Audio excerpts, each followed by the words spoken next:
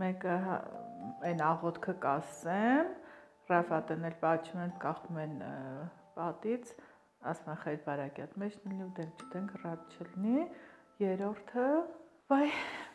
այնքան խոսեցինք մտքերս լրիվ գնաց, մի րոպե, ուրնայի կալ, այդ ուրնայի ինչ-որ հերոս է, մոռացել եմ համար ասաց, երբ որ մարդիկ նստում են հաց ուտելու, հրեշտակը մեր ոտի վրա կայնում է այդ սեղանի կողին։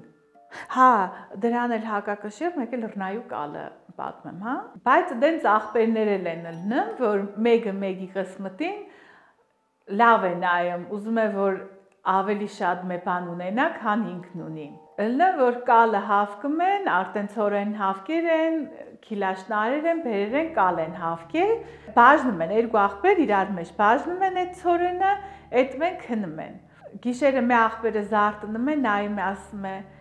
երկուս էլ հավասար աշխատեցինք, բանեցինք, հավասար կիսեր ենք, բայց այն մի աղբերս նավարի տերը, ճիժ ու պիժունի, ես էլ պսարվուկ չեմ, явաշիմ բաժին ցորենից մի երկու կոտ վերցնեմ, լծեմ ընդու ցորենի վրեն։ Վերցնեմ, լծում է, այդում քնում է։ Այն մի աղբերն է զարթնում, գալում ասում է, բաժնեցինք երկու հավասար մասի, հալալ մասերի բաժնեցինք։ Явաշ ես իմ էլածից մի երկու կոտ վերցնեմ, լծեմ այս մի աղբորս բաժնի վրեն, պսակվուկ չէ, բալի ես տարի ասված աճողուտուն տա, պսակվի։ Հարսնիկ է դես է դեն են դու նավելի շատ ցորեն պետք է գա իր բաժնից վերցնում է լծում են դու բաժնի վրեն